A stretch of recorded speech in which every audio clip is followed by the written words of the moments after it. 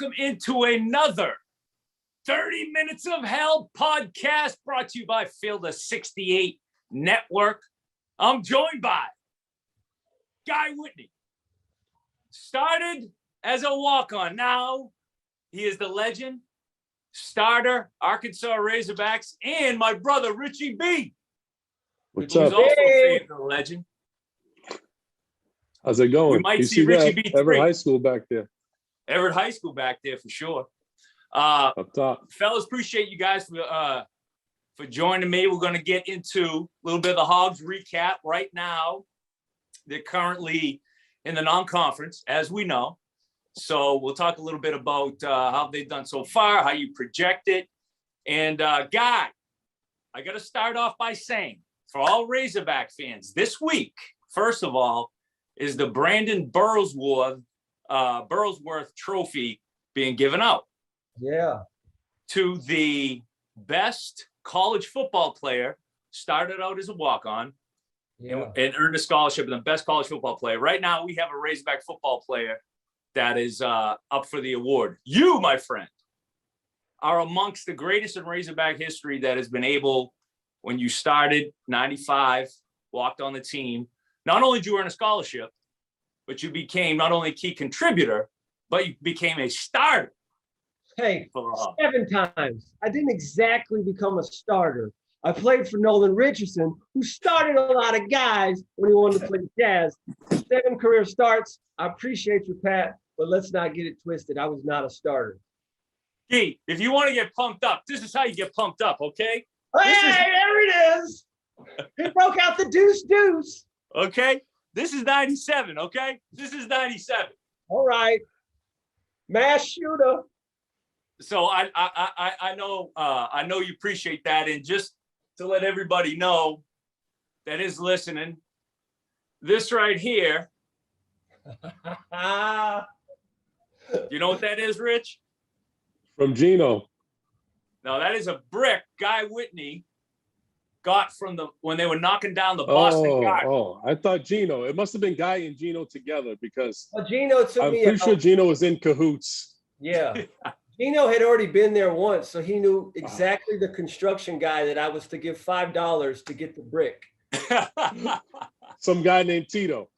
That's right. Let's give a quick season update. The Hogs right now in non-conference play. As you guys know, this week, as we're currently taping this, beat Kansas State in the Hall of Fame Classic in Kansas City. Going to be matched up against Cincinnati tonight. A lot of these non-conference games. Rich, you've been on the road with me and Guy and see this, but I feel that these non-conference games on neutral sites are so very important, because it gives you almost a sense of what the tournament's going to be like, kind of prepares you in the neutral court. Half the crowd is for you, half is against you. In Kansas City, we had a lot of Razorback fans.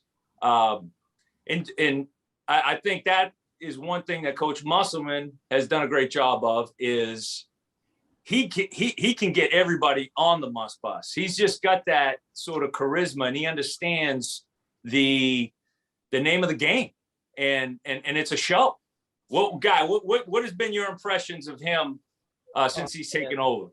Hey, might as well get it out of the way. Obviously, I'm a Mike Anderson guy forever, because not only did I grow up with him as the assistant coach, but he became my assistant coach. So I was really hurt when he got let go. And I was a little fussy at first, but there's no not getting on the Muss Bus. I mean, he is such a showman. He's a social media wizard, and his energy and you can tell he's a coach's son. I am in love with the choreographed warm-ups. I wish we would have had that. I love it. It makes me want to go to a game.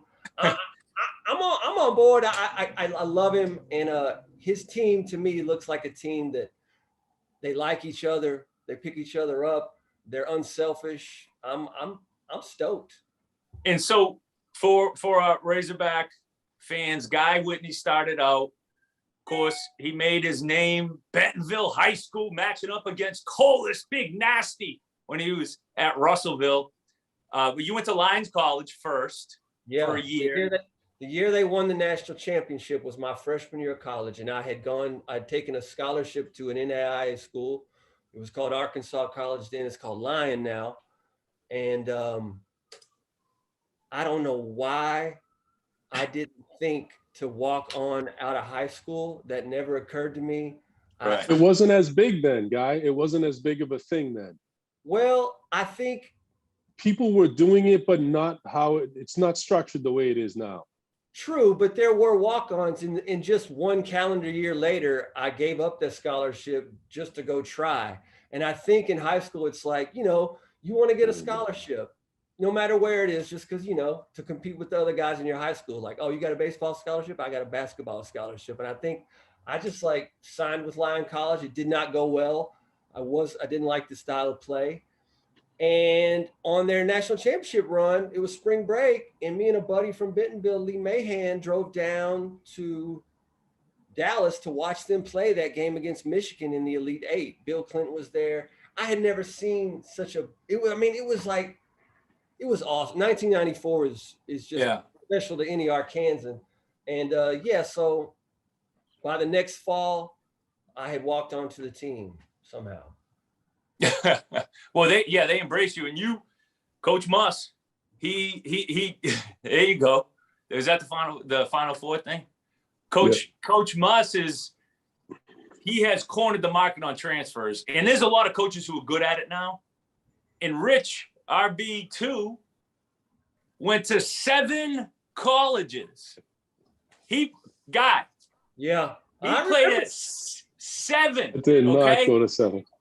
7. Is that 7? If 7 colleges he played listen, at. it was only on the advice of Patrick Bradley that I transferred, and he said, "Listen, you only do it once. You might as well be happy." Guy, he went to more colleges than I changed underwear in that same time period. Okay, in that same time period. Oh, I believe that. I believe. I capped out at 5. That was midway through my senior year. Okay. I remember there was a couple weeks where you were thinking about coming down south. Yeah, that's right. He was going to try to. Yeah, he was going to walk. He was going to walk on. I think there was a clerical quagmire, and he decided to. Well, that was the thing. I needed to get some core classes to transfer. Yeah. And I actually ended up playing at that school that I went to get the core class. That was Bunker Hill. Right.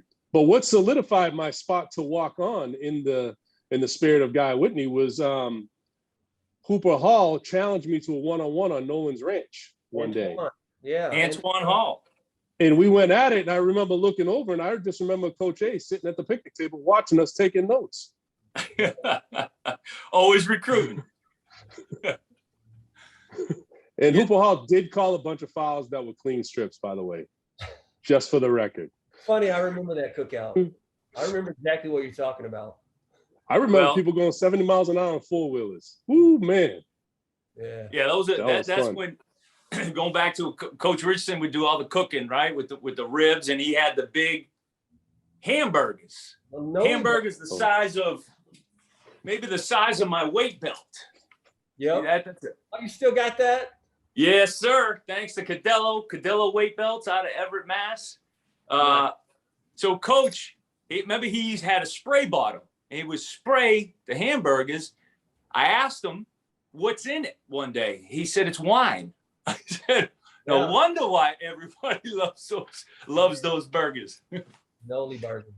Few observations, fellas. I know you guys have been watching the Razorbacks. Yes, sir. The unique thing about it is, if you watch last year's team, you only remember 3 guys because everyone else is new to this year's team. And that's the challenge, is for not only fans, but for me. Guys, let me give you a quick example. The starting point guard for Missouri last year is a starting point guard for LSU this year. The starting point guard for Georgia last year is the starting guard for Auburn this year. I'll give you another one. When the Razorbacks play Cincinnati, they're going to be facing a 4-year record-setting 6'11" player that played at Mississippi State. He's now playing for Cincinnati. So we're all trying to learn what's going on up and down. So a few of the players, I'm gonna call them out. I'm gonna say a few things about them. If you guys want to talk about them, go ahead, because I think there's a few similarities to some of the former Razorbacks. I want to start with Jalen Williams. This kid's 6'10", soft touch. Now I'm going to describe him how he plays, and you guys see if you can't figure out what I'm thinking of a comparable player. 6'11", soft hands, great vision. He's the best passer on the team. He gets every rebound at 6'11". I mean, he throws any kind of pass you want. That's right, Guy. You made it. Who's the comparison I'm thinking of? Sound like you just described Big O. The Big O, exactly. This kid's special, man. So when Coach Muss really got fortunate with Jalen Williams and Devontae Davis, Devo Davis, who is 6'4", Rich. This kid's 6'4". His wingspan is about 7 feet. These two don't care if they I feel like he might even grow. I feel like he could end up being a couple inches taller by the time he leaves. And I see this kid, because he didn't care if he scores. He doesn't care if he even shoots. I see him as going way back, Alvin Robertson. I see him as Clint McDaniel. And he's from Arkansas. And he's Arkansas kid, I Jacksonville. love you Razorbacks from far off places. But damn, do I love me an Arkansas on the team. Hey, Jalen Williams, Fort Smith, Devo Davis, Jacksonville. So Connor Vanover, right there in Little Rock. We'll get to Connor, big Connor Vanover, who's truly a unicorn at 7'3", and he can shoot a soft touch. As a matter of fact, we play with a guy. You played a year with Jason Jennings, right, Guy? Yeah, his freshman year. Yeah. His freshman year. So Jason Jennings had a great touch. Matter of fact, one of the purest shooters we had on our team. Yeah, he had a great at 7 feet.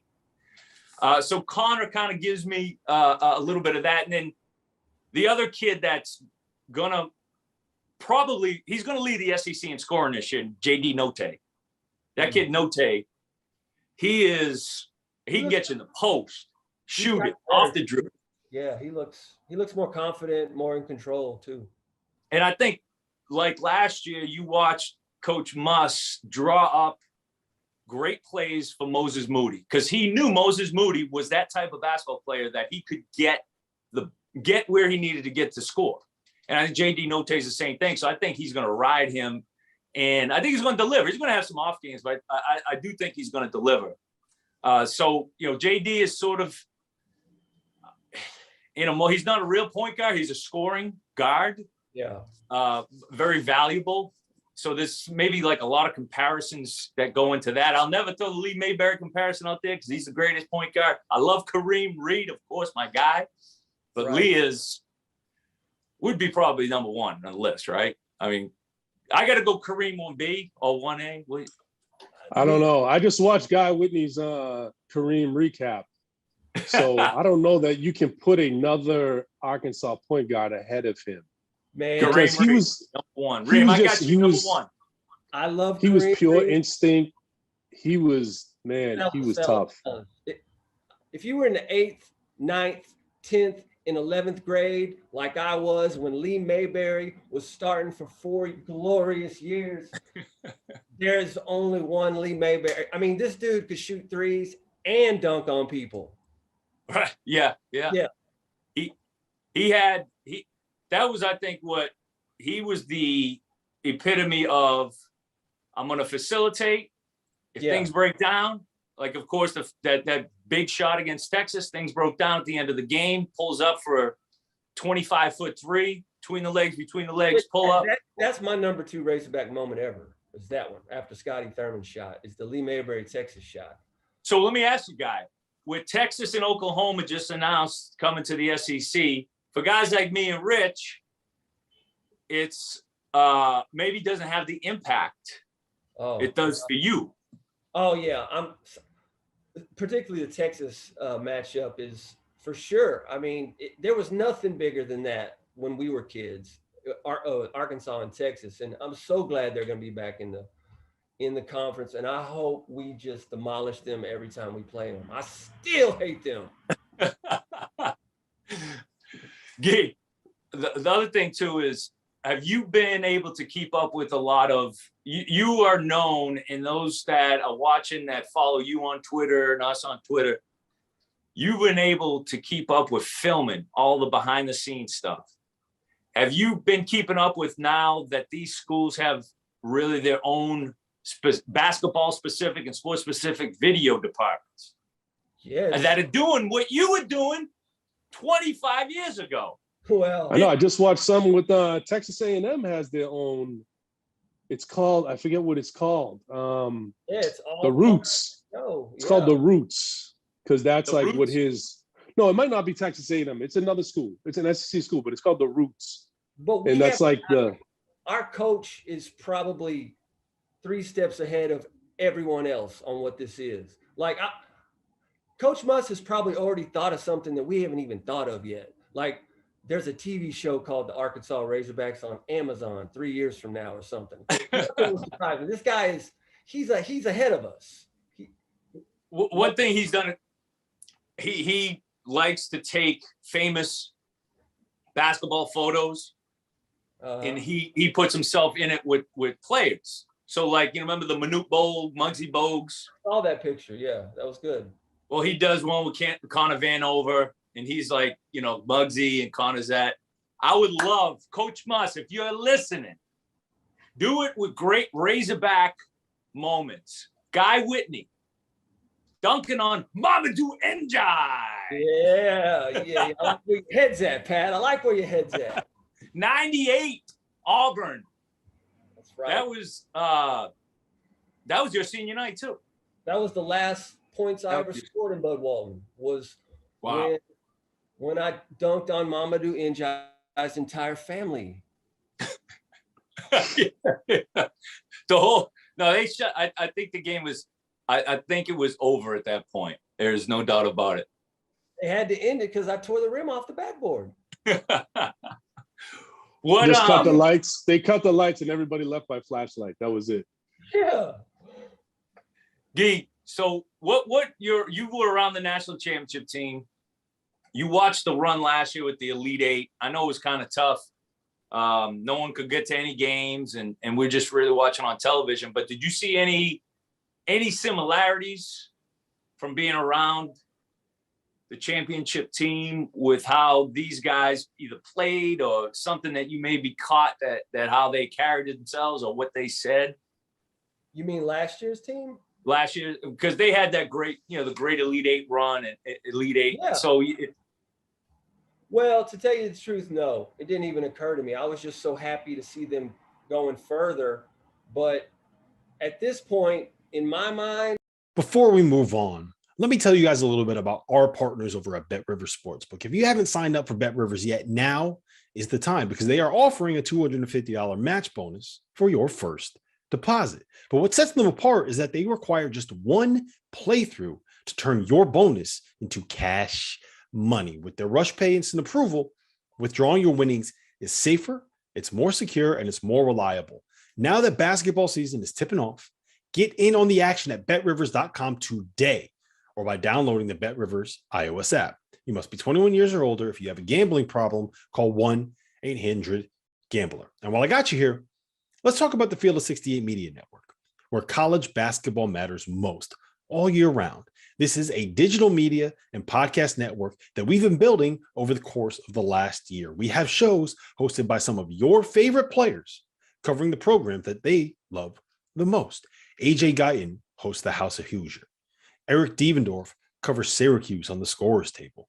Dan Dickow hosts the Gonzaga Bulldog broadcast. We have Florida's Patrick Young and Duke's Andre Dawkins and North Carolina's Shammond Williams and Michigan's Stu Douglas and Illinois' Deion Thomas. The list goes on and on and on. We have more than 30 shows right now.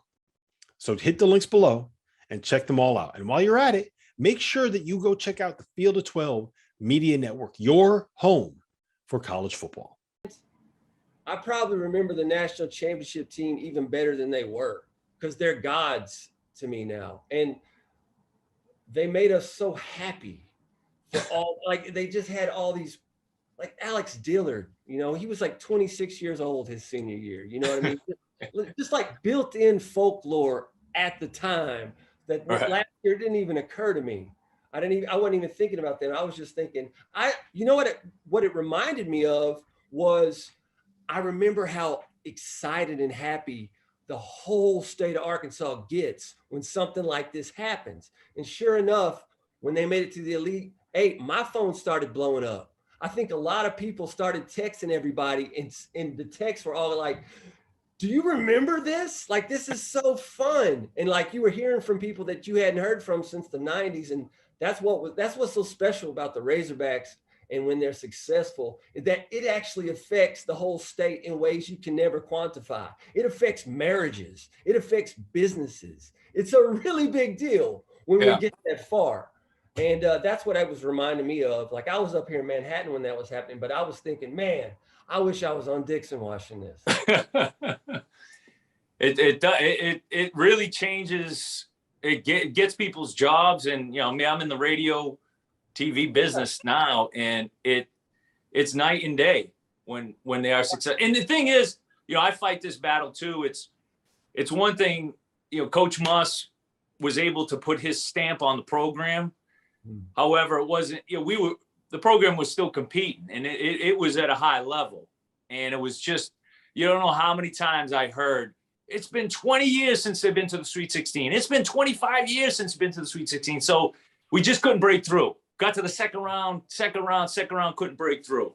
And they did it in a big way. And now it's about maintaining that. Yeah. And, you know, it's one thing that with this whole, it's a weird dynamic. Like, you want to get old and stay old, right? That's one of the things you hear coaches say. We want to get old, we want to stay old. We want veterans, guys who've been there, guys I can relate to. That's what I like about Chris Likes. He's got like, you can tell Chris Likes is a fifth-year senior. And when I watch him, I'm like, he's going to have a moment next March. Yeah, he's ready. Chris Likes is just going to have a moment. It might be one game or it's like 30, but I'm saying it now. Oh, there's no question. Well, Pat, to your point, I think that is the similarity between last year's team, this year's team, and that national championship team is, you know, these guys, they're very consistent. They're not playing like kids. None of these teams play like kids. They're consistent. They're out there to do a job. That's how those old Arkansas teams were. They weren't making kid mistakes. They were out there consistently every night, playing like grown men, And that's how Musselman's teams are. Now, you want to know the similarity, though, Rich? Real quick, the similarity. Coach Richardson was known, one of the few early on, for building through the junior college ranks. Corey Beck, Dwight Stewart, a lot of guys. I think it has a lot to do with the coach too, Pat. You know, these are coaches. Yeah, these are coaches that are, you know, I don't know, just the way they coach, they're not yelling every play when a guy takes a step left, step right. You know, it's almost like their players know certain things that they need to do. You know, there's just not a lot of, you know, it's like the first time you ever went to an NBA game. You're surprised at how smooth and clean it is. That's true. And that's how I feel like watching NBA. No, that's, you know, it's you know, it looks so frantic sometimes, college basketball, but not these older Arkansas teams, not the national championship team. It wasn't like a frantic look. It was 40 minutes of hell. Those dudes but they weren't out of control. They weren't just running around aimlessly. And that's how these Musselman teams are. I mean, you'll see a guy, you know, Devo Davis. I saw a couple guys do it last night. They get the rebound and they'll just attack and keep the pressure on the defense and take it right to the hole if they can. Well, you know, all under control. Listen to this stat. So Coach Musselman, his goal is each game 200 passes, right? Yes. 200 passes. And I've always said the two greatest passing teams I have ever seen in college basketball was Lee Mayberry, Todd Day, Oliver Miller's team. You pick any year. You can pick 90, you can pick 91, whichever one it was. And then the national championship group was amongst the greatest passing team I have ever seen. So in that vein, that is where a lot of that success comes from. Yes, they do got good one-on-one players, but I think when you kind of break it down to like what you're saying, like, you know that they're good and you know what it is. And that's where analytics comes in. It just sort of it lets you understand that what you're already seeing is real. It makes sense. Yeah, and they're not, and plus on top of that, you got a couple of real scorers coming off the bench with Likes Chris Likes comes off the bench. And what's his name? Stanley Amude.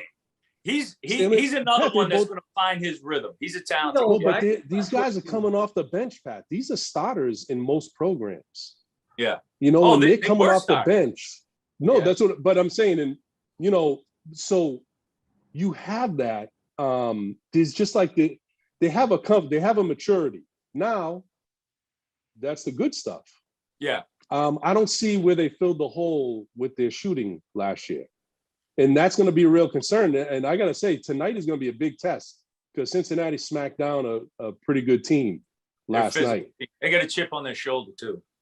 Arkansas was lucky that Kansas State shot 3 for 22 last night as well. That would have been a different game if Kansas State hit a few more threes. Well, they were 0 for 10 in the first half. Yeah. So I see very similar team to last year, which, almost a given if they chart this course, they're going to go deep. But do they have what it takes to get over the hump? Can you win in college basketball without hitting threes? Can you? I think what I see on a Coach Muss team is a team that will have a tendency to peak at the right time. Pat, during our years with the Razorbacks, we always peaked too early. Hey, we always came out and were smashing people by 50 all through December. In January, we were still killing. We were 20-3 at one point. And then just like, I always peaked in the summertime. Good point, Guy. Hey, Guy. We ran out of steam or something. Remember? What? 98. We're in first place. Uno place. Yeah. We proceed to lose. 4 out of our last 4 out of 5. And Coach Richardson road games we lost. We practically had the rings on our fingers. Already ordered. And then we lost our last 4 road games. I'm over it. Hey, I remember Coach Richardson sitting in the locker room saying, "Damn, y'all just petered out." Just as simple as that. Y'all just petered out. And that's what happened. But I think my point is, I think we're gonna lose a little this year, right? In December, in January and February, and we're just gonna peak at the right time. Fellas, check this out. On the SEC guy, to your point, right? Yes, I think that's the key is to have your team peaking physically, mentally. I mean, it's very easy to be drained mentally, emotionally. I mean, my legs were numb by March, literally numb, right? So I've got videotape, Pat, of us in conference games. The games like tied, we're 20-3. And the body language on the bench, it looks like we're getting beat by 40. Right, yeah. The game is tied. And I'm just like, what's going on mentally with our team? Right. And I think, and it's basketball. A college basketball season is a lifetime. It is such a grind. And when you are in it, it feels like forever. And no matter how much you love basketball, you need help maintaining the mental edge for that long. And that's what I think is kind of the secret sauce of Muss. Yeah, and he understands that. Don't forget, guys, his CBA, he was head coach of 2 different NBA teams, head coach in the CBA. And as a matter of fact, I believe he broke a CBA record, his first head coaching job. He set a record with the most trades. He had like 30 trades within a span of a week. So just the warm-up style alone infuses so much fun in playing basketball that when you're working that hard and you also remember that this is fun, man, you can do some special things. And that's listen, I agree. They're going to be there. I see, because like I said, they're very consistent. They're very businesslike. They don't make a lot of mistakes. There's always 3 people around a defensive rebound, which is huge. That's big. But answer my question, the shooting. Has the shooting been upgraded? And you look JD at the don't team. say- Look at the teams. Well, look at the teams last year that went to the Elite Eight and the Final Four, Right. and then the teams that eventually won it. Look at how those teams shot. That's my point. Is can you win? And did they upgrade that? I'm not seeing it yet. Last year, I thought that they were there were games where they only made not even a handful of 3-point shots. However, in those games, they were able to get their free throw line and make 20, 25 free throws. So I think this year, the thing we can do is shoot free throws. This team, yeah, get to the free throw line, shoot free throws is going to be huge. I do think so. To your point with 3-point shooting, Note knockdown, Chris Likes knockdown shooter.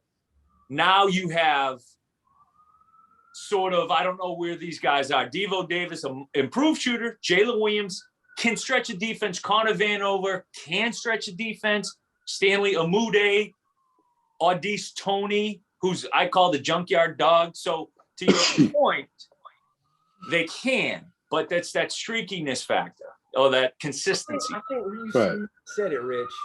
We're missing. Wait, is that Harlem? Is that the Harlem whistle? That's a buzz, man. They're not coming from me though. I'm Hey, what's up, Diddy? Dinner served in Harlem, baby. What's up? Hey, that's the Harlem alarm clock over there. Yeah.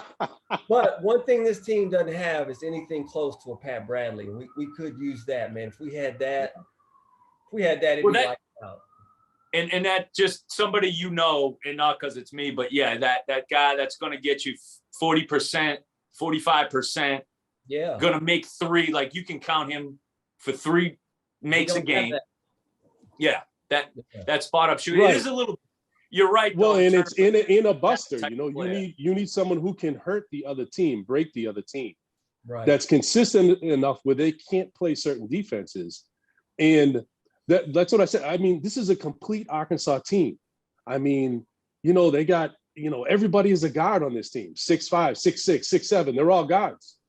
A bunch of them play inside and out. Right. They got great hands. They defend. So many good things. Yeah. But when it comes down to it, you got to make some big shots, and that hurt them last year, and that's what I was looking for this year so far. And I'm hoping, that there is going to be a couple people because you do need sometimes more than one. You need a couple. of course. Somebody right now on the bench that's just one couple swishes away from blooming into. I know. What was it, Pat? The 10th game, right? What? The 10th game of your freshman year? No, That's when you broke in. That's when you broke into the starting lineup? It didn't seem like it took that long. No, that was because Well, he was behind Jesse Pate. Jesse Pate, may rest in peace. Obviously, we love Jesse. Great Razorback, Jackson, Mississippi. He's another guy, junior college guy, Chipola Junior College in Florida. Yeah, wasn't he the national leading scorer when he came? He averaged like 35 a game, I thought, when he came. Him and Sunday Adebayo, top 5 JC guys. Jesse had gotten, I don't know if it was an academic issue. He had to sit down, which opened the door for me, and then he came back, and so we kind of worked through it. The first time he had to sit down, he just broke curfew. Is that what it was? By like 20 minutes. Right. That's because we don't got no curfew in Florida, man. He was basically not in the dorm at 10:20, and next thing you know, Pat Bradley took your spot. Hey, it happens that quick. That's what happened to Wally Pipp. That's right. Luke Garrett came in one day, and that was a wrap. No, but Jesse came back and he played well, but that's a sad what if story. But yeah, well, he was a great player, man. He could play. Love that dude. He could play. For those who don't remember the NCAA travesty, Jesse Pate, Sunday Adebayo, what they did to those 2 players is horrific. And no one's ever been taken to task for that. And I'll say, we got Sunday back eventually, but Sunday Adebayo in 1996 was the most athletic person I've ever seen. Like the way he could jump, land, and go back up real quick vertically with no step. Like, it was unbelievable. In my 4 years, Sunday Adebayo is the biggest what if. If we had never lost him in '96, maybe we beat UMass. Yeah. With Jesse Page, listen. Sunday Adebayo? Yeah. Well, Of course. They think in '97. those are some mature. Well, that was the thing. You know, UMass had that mature team. UMass had that mature. But you know what they had, Rich? Let me tell you what they had. I was thinking about this. They had. Well, they had Marcus Camby. You look at what separates like a national championship team, Final Four team with a Sweet 16 run or even Elite 8 run. You gotta have that. You gotta have that 6'11", 6'10" wide block shots run. Like, you gotta have at least one or two of those guys. Like Kentucky, right. That's why they always get a chance. Kentucky always has one or two of those guys. Duke always has one. Kansas always has. And, you know, Gonzaga now has those guys. Baylor had a couple of dudes like that, and they were guard heavy. So, right. We had all that. We had it all. We had that 96, well, and that's the thing. And 98. But you know why it wasn't enough? We peaked too early, man. Don't peter it out. Whatever reason. And you know what? What else? You know, they talk a lot now, like the most successful teams have the highest number of high fives. Like, they're always touching. Oh, yeah. Right. Free throws. I mean, Steve Nash has piped it in, LeBron. And I'll bet, I've said this before to you, I'll bet our high five count was pretty low in 1998. Yeah.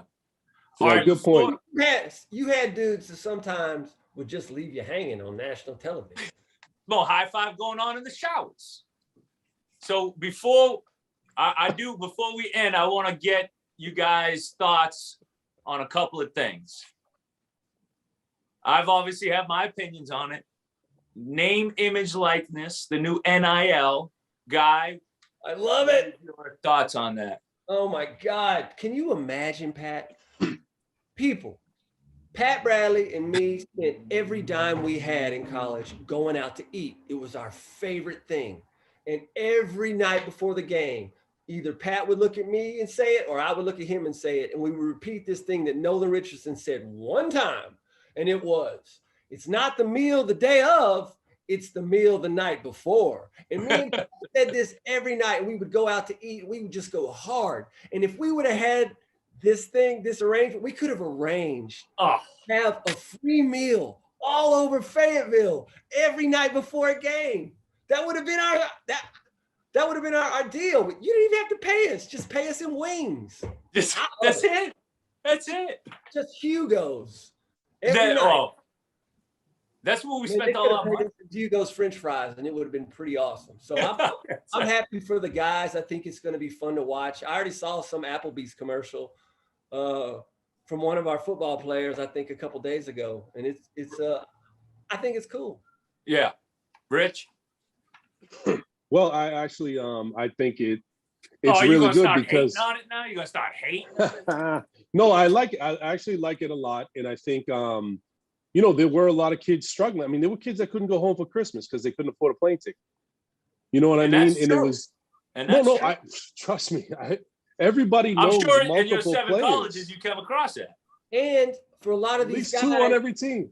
For a lot of most of us, once your college days are over, that's a wrap. And a couple years later, nobody wants to help you at all. So, man, if you only got 4 years in that uniform, and those are the 4 years, man, capitalize on it. Right. A small window. You might end up making your little business or something based on the money you earned while you were in that jersey. You know, that's right. And a lot of people were worried about this, but if someone has the money to sponsor athletes or an athletic program, they're usually smart enough to get that money. So they're smart enough to really not abuse that money. You know, they're going to give it to athletes that are going to represent them well and, you know, do certain things. I think people were worried about so much money being thrown around to these kids, but hasn't been the case. And college, you know, it's been pretty responsible.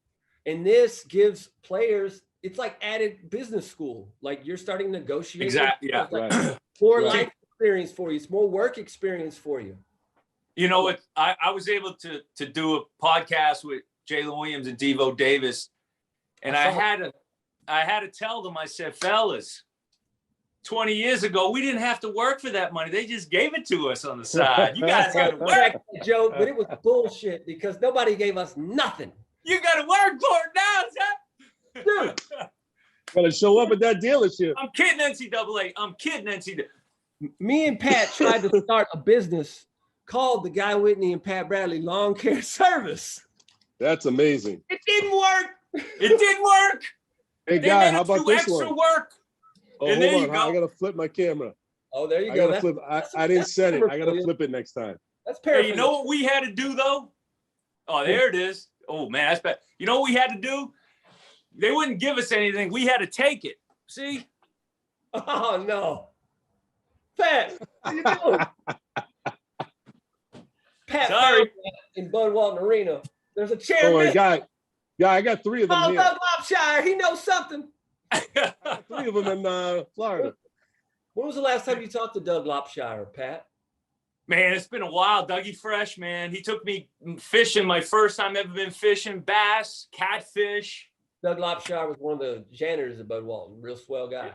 Great guy. Great Hoppy guy. Free. Remember Hoppy Free? He was head of the Hoppy team. Free, the man. We had some great Hoppy memories. Free, wherever he is. The same for Doug Lopshire. Love them both. Probably Fellas, like Lopshire. you survived 30 minutes of hell, fellas. Is there anything you. you It was guys good want to to be say here. that anything we forgot?